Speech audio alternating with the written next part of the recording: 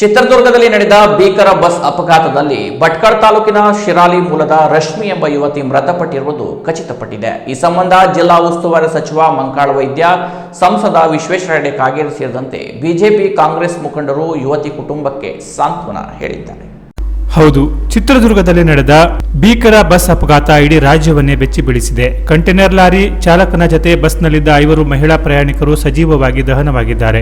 ಅದರಲ್ಲಿ ಉತ್ತರ ಕನ್ನಡ ಜಿಲ್ಲೆಯ ಭಟ್ಕಳ ತಾಲೂಕಿನ ರಶ್ಮಿ ಮಹಲೆ 24 ವರ್ಷ ಎಂಬ ಯುವತಿ ಕೂಡ ನಿಧನರಾಗಿದ್ದು, ಗುರುತು ಪತ್ತೆಹಚ್ಚಲಾಗದ ಸ್ಥಿತಿಯಲ್ಲಿ ಅವರ ಶವ ಸುಟ್ಟು ಕರಕಲಾಗಿತ್ತು. ಕುಟುಂಬಸ್ಥರು ರಶ್ಮಿ ಧರಿಸಿದ್ದ ಲಾಕೆಟ್ ಚೈನ್ ಆಧರಿಸಿ ಆಕೆಯ ಶವವನ್ನು ಪತ್ತೆ ಹಚ್ಚಿದ್ದಾರೆ. ಅಲ್ಲದೆ ಪೊಲೀಸರು ಕೂಡ DNA ಟೆಸ್ಟ್ ಬಳಿಕವೇ ಖಚಿತಪಡಿಸುವುದಾಗಿ ತಿಳಿಸಿದ್ದರಿಂದ ರಶ್ಮಿಯ ಶವ ಹಸ್ತಾಂತರ ಪ್ರಕ್ರಿಯೆಯಲ್ಲಿ ವಿಳಂಬವಾಗಿರುವ ಮಾಹಿತಿ ಇದೆ. ಇನ್ನು ರಶ್ಮಿ ಅವರು ಕಂಪನಿಯ ಟೀಮ್ ಮ್ಯಾನೇಜರ್ ಅವರ ಬಳಿ ಹಠ ಹಿಡಿದು 4 ದಿನ ರಜೆ ಪಡೆದು ಗೋಕರ್ಣಕ್ಕೆ ಹೋಗಿ ಭಟ್ಕಳದ ತಮ್ಮೂರಿಗೆ ತನ್ನ ಸ್ನೇಹಿತೆಯಾದ ಗಗನ ಮತ್ತು ರಕ್ಷಿತಾ ಅವರನ್ನು ಕರೆದುಕೊಂಡು ಬಸ್ ಸೇರಿದ ರಶ್ಮಿಗೆ ಈ ಬಸ್ ಪ್ರಯಾಣ ಕೊನೆಯ ಪ್ರಯಾಣ ಆಗಿದೆ. ರಶ್ಮಿ ಸ್ನೇಹಿತರಿಬ್ಬರು ಗಾಯಗೊಂಡು ಆಸ್ಪತ್ರೆ ಸೇರಿದ್ದು ಈಗ ಚೇತರಿಸಿಕೊಳ್ಳುತ್ತಿದ್ದಾರೆ.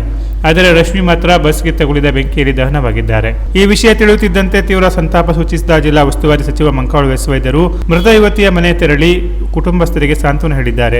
ಅಲ್ಲದೆ ಸರ್ಕಾರದಿಂದ ಸೂಕ್ತ ಪರಿಹಾರದ ಜೊತೆಗೆ ಮುಂದಿನ ಪ್ರಕ್ರಿಯೆಗೆ ಎಲ್ಲಾ ವ್ಯವಸ್ಥೆ ಮಾಡಿರುವುದಾಗಿ ತಿಳಿಸುವ ಮೂಲಕ ಕುಟುಂಬಕ್ಕೆ ಧೈರ್ಯ ತುಂಬಿದ್ದಾರೆ. ಅದರಂತೆ ಸಂಸದ ವಿಶ್ವೇಶ್ವರ ಹೆಗಡೆ ಕಾಗೇರಿ, ಶಾಸಕ ದಿನಕರ್ ಶೆಟ್ಟಿ, ಮಾಜಿ ಶಾಸಕ ಸುನಿಲ್ ನಾಯ್ಕ್, ಬಿಜೆಪಿ ಜಿಲ್ಲಾಧ್ಯಕ್ಷ NS ಹೆಗಡೆ, ಗೋವಿಂದ ನಾಯ್ಕ್ ಸೇರಿದಂತೆ ಇತರೆ ಬಿಜೆಪಿ ಮತ್ತು ಕಾಂಗ್ರೆಸ್ ಮುಖಂಡರು ಕೂಡ ಯುವತಿಯ ಮನೆಗೆ ಭೇಟಿ ನೀಡಿ ಕುಟುಂಬಸ್ಥರಿಗೆ ಸಾಂತ್ವನ ಹೇಳುವ ಮೂಲಕ ಧೈರ್ಯ ತುಂಬುವ ಕಾರ್ಯ ಮಾಡಿದ್ದಾರೆ.